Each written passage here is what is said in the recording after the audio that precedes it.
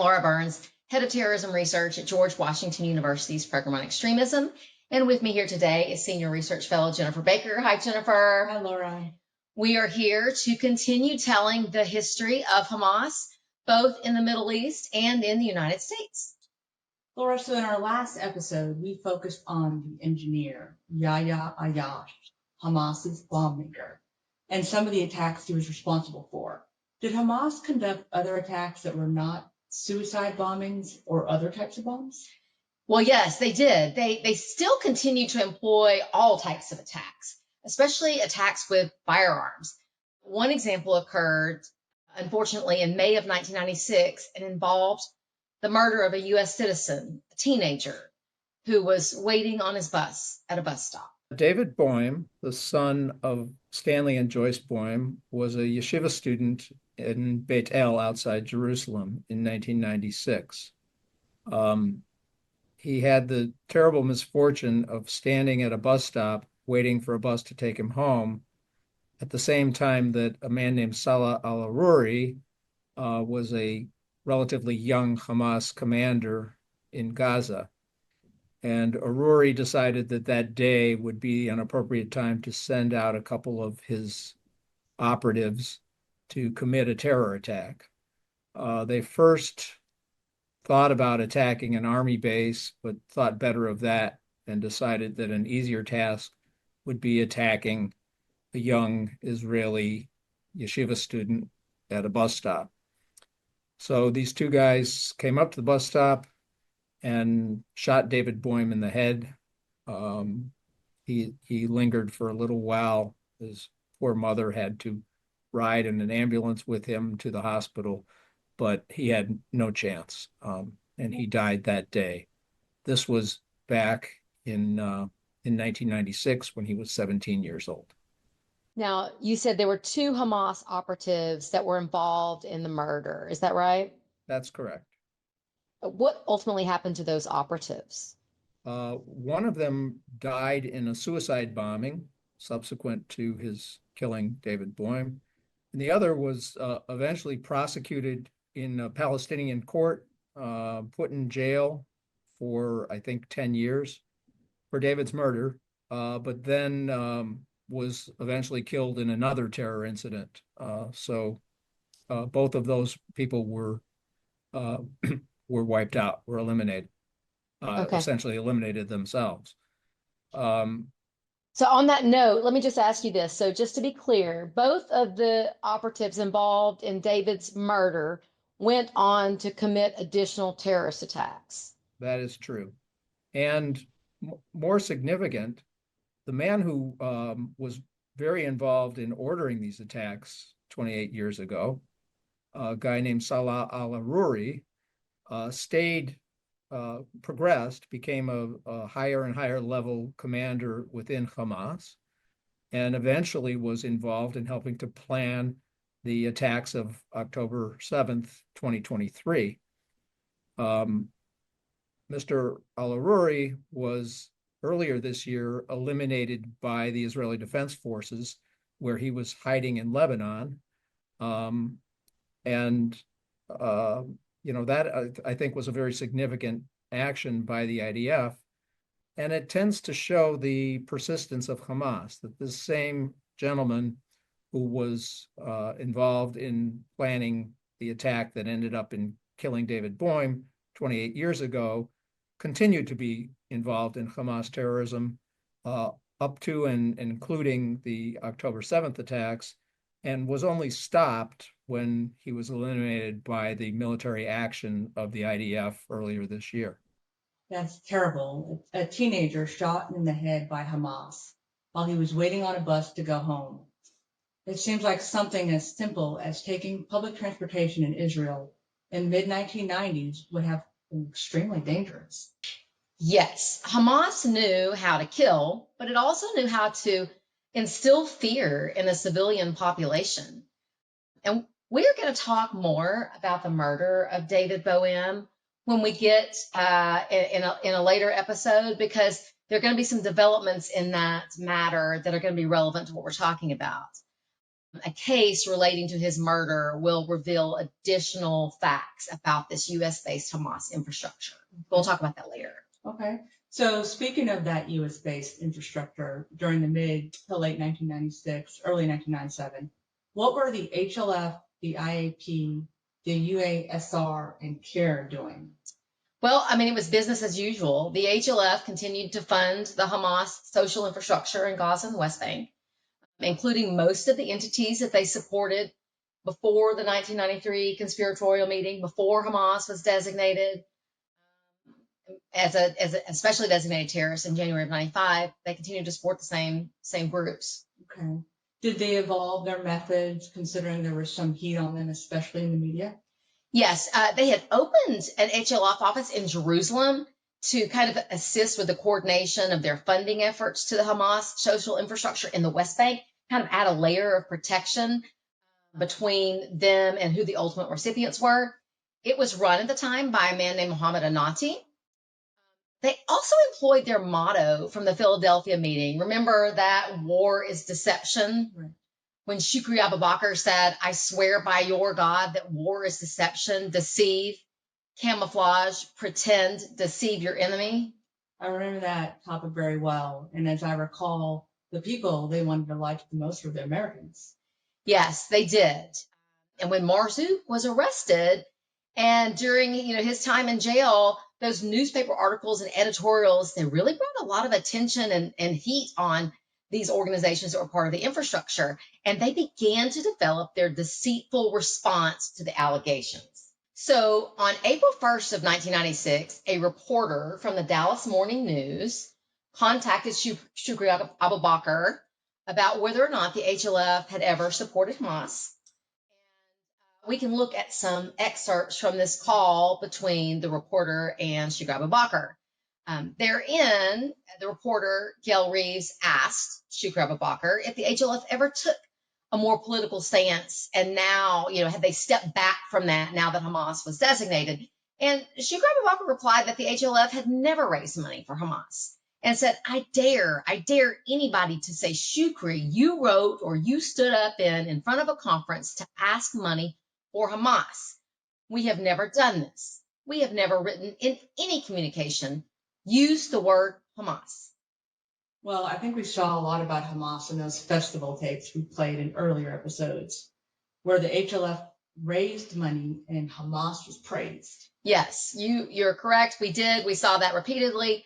And despite Shukri Abu Bakr saying he dares anyone to say he ever wrote any communication using the word Hamas, a look back at an older IAP publication where donations were solicited for the Occupied Land Fund. Remember, that was the original name of the Holy Land Foundation, still run by Shukri Abu Bakr. And that IAP publication contained a poem about the Palestinian cause. And it ended with a statement, the Hamas Hazeum has arrived, and we will not accept other than Hamas. And that poem, where he says we will not accept other than Hamas, that was written by Shukri Abu Bakr. Well, that is certainly interesting. And Shukri's statements seem to be contradicted by a lot of the material we've seen in this series. Was there an article that was published about this? About the call with the reporter? Yes. On April 8th, 1996, the Dallas Morning News published an article entitled Paper Trail Leads to Hamas. Two organizations based in Richardson deny they promote agenda of anti-Israeli terrorists. Yes, I read this article, and it's pretty detailed and quite long, but it includes information on the IAP, the HLF, Marzook al-Barasi, Ghassan al-Ashi, and it said that the Israel government had closed the HLF Jerusalem's office. Yes, that's right. Remember we talked about in the last episode, I think, where they were worried about their offices being closed as a result of those suicide bombings. And in fact, the Israeli government did for a time shut down the HLF's Jerusalem office, as well as other charitable institutions that were believed to be associated with Hamas. A lot of times those closures were temporary, depending on changes that were made in the leadership and things like that. That article reported, quote, officials of the Islamic Association for Palestine and the Holy Land Foundation say they want peace between Israel and the Palestinian people and that they deplore the killing of innocent people. Well, that is the opposite of what they discussed in the 1993 Philadelphia meeting, where they plotted to defeat the peace at all costs. Yes. And where, as we've seen the festivals that they attended and raised funds at, where there was an absolute advocacy for violence against the Jewish people. And in fact, they would depict the killing of Jews on stage. Oh, and it's also the opposite of what we saw in an earlier episode when they called the brutal suicide bombing that we saw footage of a beautiful operation. Quite the opposite. And this article led to congressional testimony by a counterterrorism expert in June of 1996. Yes. And in a search warrant for the HLF, or of the HLF that we'll talk about at a later time, a document was identified where it showed them constructing their responses to these various allegations that were made before Congress by this counterterrorism expert. Their document began by stating that the recent testimony was an attack on Islam in general, and went on to talk about free speech and intolerance.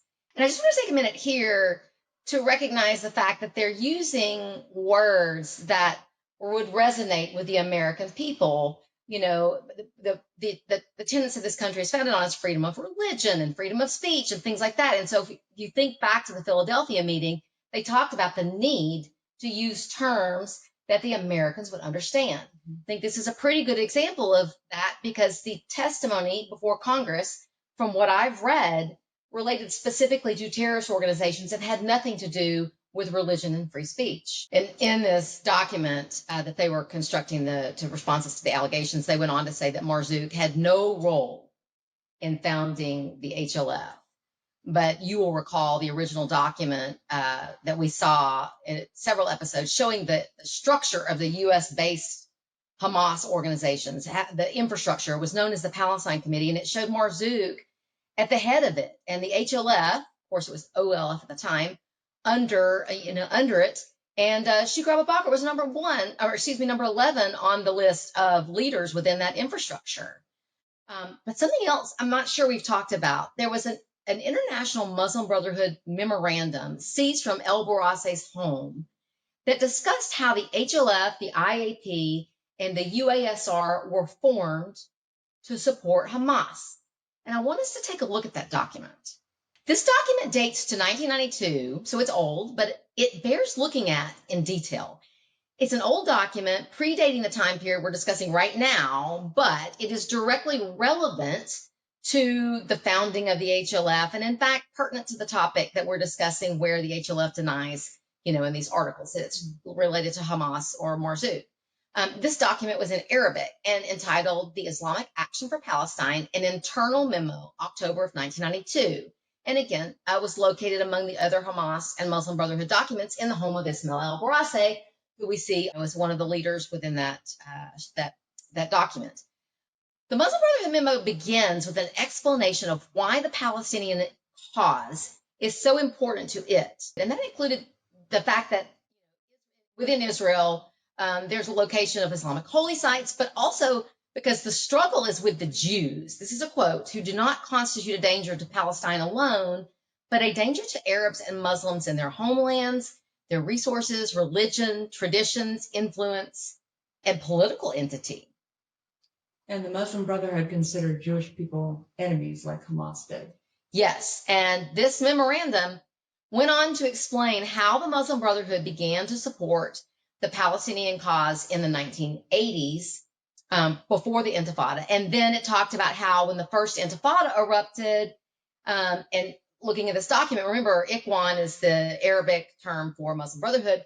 It discussed how it was incumbent upon the Muslim Brotherhood branches to form Palestine committees, whose job it is to make the Palestinian cause victorious and to support it with what it needs of media, money, men, and all of that. And then the next section in this document discussed the creation of Hamas as being, quote, bred in the bosom of the mother movement, the Muslim Brotherhood. It leaves no room for question on that. But importantly, in section 5 of this document, the memo lays out how Hamas was supported in North America. Oh, I see. In this section where they talk about the U.S.-based Palestine Committee being tasked with supervising all the organizations which serve the plan of the movement. And I think we said earlier that the movement is the reference to Hamas, whose full name is the Islamic Resistance Movement. Yes, that's right. That's right. And, take a look at the organizations who were, according to this Muslim Brotherhood memorandum, who were to serve the movement, Hamas. It was the IAP, the Occupied Land Fund, which was the original name of the Holy Land Foundation, and the UASR. And in the end of the memo, when explaining why they were submitting this memo now in 1992, which of course was several years after the creation of Hamas and its US-based infrastructure, the memo explained, quote, Islam's cause in Palestine needs today an effective and distinguished role for the grand Islamic movement as one fortified wall behind its leadership and a strong support for their tool and striking wing, the Islamic Resistance Movement, Hamas. So this, Laura, along with the plethora of other materials we examined during the series, clearly demonstrates that HLF's connections to Hamas since the inception. Yes, you are correct. So while the HLF and IAP are attempting to deny any affiliation with Hamas and implementing their plan that they set about in 1993 to deceive the American public, well, while they were doing that, Hamas continued to operate. Okay, so while this was happening, Marzook was in prison in the U.S. And I think you said earlier he was not ultimately extradited. Is that right? Not to Israel. But what happened to him then? So in May of 1997, he was, instead of being extradited to Israel, he was deported to Jordan, where he joined the Hamas political bureau chief at the time, Khalid Mishal, and other Hamas political bureau leaders, and continued his endeavors on behalf of the terrorist organization. In archived Associated Press coverage, we can see him here with Khalid Mishal after he was deported to Jordan. Okay. So the U.S. did not extradite Marzook to Israel. So I bet Hamas is pretty happy about that. Yes. In the footage we were just examining, Marzook actually said that they wanted peace more than anyone. The Palestinian people, they're looking for their right and for their future, and they're desperate for peace more than any other nation in the world. So if that was the case, did Hamas stop bombing and committing murders to disrupt the peace process? No. Instead, they conducted a triple suicide bombing in a crowded pedestrian mall in Jerusalem. The name of that mall area is Ben Yehuda Street, and it was a very popular hangout spot. So on September 4th, 1997, BBC News reported 8 people were killed and 150 were injured in a series of 3 suicide bomb attacks in the center of Jerusalem, in the heart of a packed pedestrian area, where they reported the attackers detonated their, quote, nail bombs, and Hamas claimed responsibility. And there were a number of U.S. citizens in Jerusalem at the time of this bombing. And one of those was a young man at the time named Ron Shiloh. My name is Ron Shiloh. I am an Israeli-American doctor. I live outside of Boston, Massachusetts.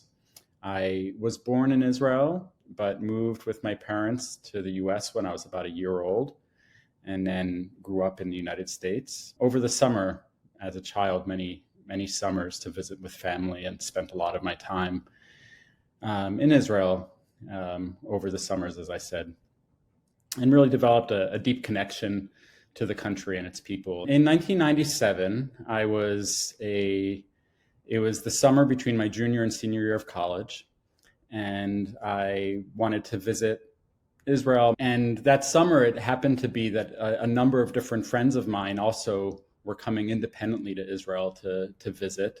And so one of my friends came for a visit, and he suggested that we go to Jerusalem for a few days. I had another college friend who was also visiting, and so she and I agreed to meet at a cafe on Ben Yehuda Street in kind of central Jerusalem at around noon on that specific Thursday.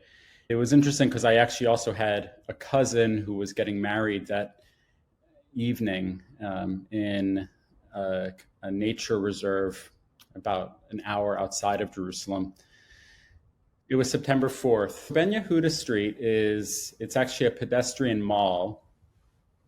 So it's kind of this interesting, pretty busy thoroughfare in the heart of modern Jerusalem. So there's little gift shops and ice cream shops, coffee shops, all of that. So I met my friend, and we were sitting at an outdoor table, and we were just enjoying ourselves. I thought I was going to be meeting my friend for an hour, and then we'd be on our way. But 1 hour rolled into the next, and so at 3, I finally said to my friend, I said, I really have to get going because I need to go and change and get picked up. And so we settled our bill, and we got up, and we started to walk down the street. My friend Irit actually went into this convenience store, and I was just kind of standing outside waiting for her, when all of a sudden there was just this loud boom that kind of just rattled everything. It shook me completely. And it took me just a second to realize what it was. It was an explosion. I didn't quite know what to do. And then there was a second explosion that happened that sounded closer than the first one did. So I started to run away from the sounds of the explosions. And as I was running, someone just kind of pulled me into a shop. It was just this kind of small little shop, and we all were huddled in there. And then I heard a third explosion closer again. And so it was very frightening. We were not sure what was happening exactly, like if there was going to be yet another explosion and if it was going to be closer yet to where we were. And then it just kind of got quiet, and there were sirens. I finally decided to leave the shoe store. And it just so happened as I left the shoe store that my friend was right across the street. And so she waved to me, and so I ran across to her, and we embraced, and then we kind of started to try to figure out what we needed to do next. Most people were kind of running away from where this was happening. And then there were also people who were running towards it, the Zaka brigades, who come to kind of